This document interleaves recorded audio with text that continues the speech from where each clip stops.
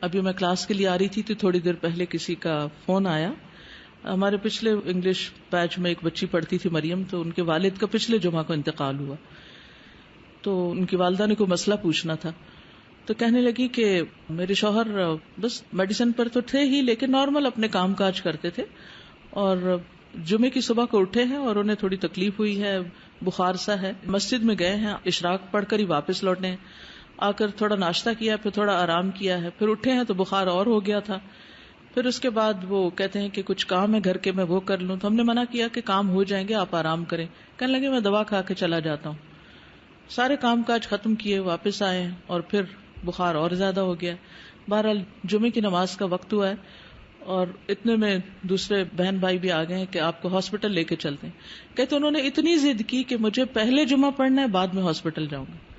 کہتے کہ وہ ان کے بھائی کہہ رہے تھے کہ ہم سوچ رہے تھے کہ ان کو باندھ کے کسی طرح گاڑی میں ڈال کے لے جائیں، ان کی طبیعت ٹھیک نہیں ہے، لیکن یہ مان نہیں رہے. لیکن انہوں نے کہا نہیں، پہلے جمعہ پھر ہسپتال، پہلے جمعہ پھر ہسپتال. کہتے آخر ہم سب نے ہار مان لی اور بخار سے تپ رہے تھے. اسی حالت میں مسجد لے گئے ان کو، اور مسجد میں جا کر کرسی پہ بیٹھ گئے. خطبہ شروع ہوا ہے اور کرسی پہ بیٹھے بیٹھے تھوڑی دیر میں خطبے کے دوران سر نیچے کر لیا اور نیچے کرتے گئے ہیں اور روح پرواز کر گئی. اب آپ دیکھیے کہ یہ بھی اللہ کی توفیق سے ہوتا ہے نا. یعنی وضو کی حالت میں مسجد، خطبہ ہو رہا ہے اور بندہ بخار سے تپ رہا ہے. ایسے میں بھی انسان کیا چاہتا ہے، کیا کرے؟ اگر مجھے اور آپ کو بخار ہو تو ہم ظہر کی نماز کیسے پڑھیں گے؟ سب کہیں گے اچھا اٹھ کے شاید پڑھ لیں، یا کوئی تیمم کرا دے، اشاروں سے پڑھ لیتے ہیں، یا کچھ بھی. میں غور کر رہی تھی کیونکہ اس سے پہلے زبیدہ کے جو فادر ہیں وہ بھی جمعے کا خطبہ دیتے ہوئے رخصت ہوئے. ان کا میں نے آج سنا کہ یہ بھی جمعے کے خطبے کے دوران رخصت ہوئے.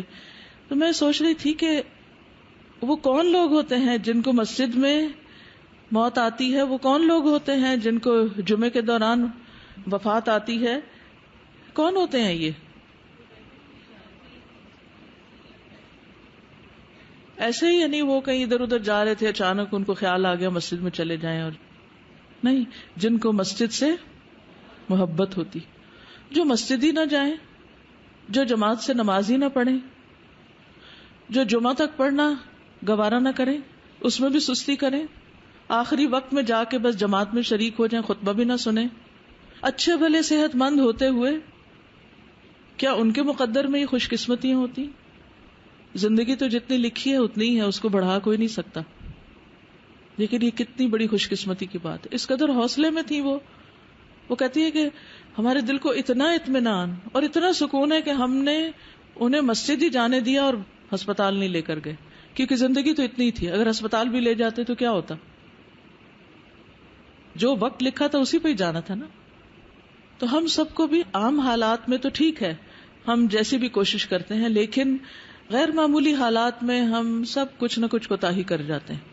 تو جس وقت کوئی تکلیف بھی ہو، کوئی پریشانی بھی ہو، اس وقت بھی ہمت کر کے اٹھ جایا کریں اور اللہ کی عبادت میں کوتاہی نہ کریں. ہمیں کیا معلوم یہ ہماری آخری نماز ہو، یہ ہماری زندگی کا آخری دن ہو، یہ ہمارا آخری کام ہو، ہمیں نہیں معلوم. لیکن جن کاموں سے ہمیں محبت ہے، جن جگہوں سے ہمیں محبت ہے، جس چیز کا شوق ہے، جن لوگوں سے ہمیں محبت ہے، پھر انسان انہی کے ساتھ ہوتا ہے.